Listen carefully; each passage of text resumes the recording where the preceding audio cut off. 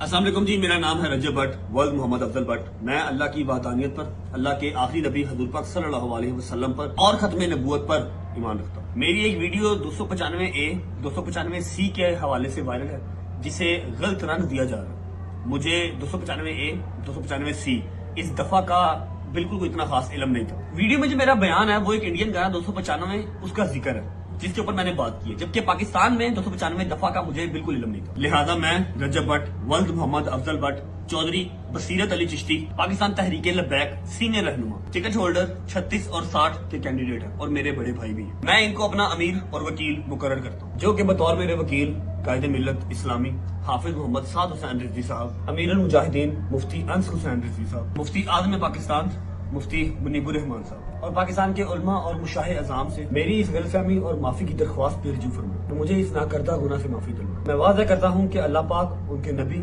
صحابہ کرام اور اہل بیت سے دل سے محبت کرتا ہوں۔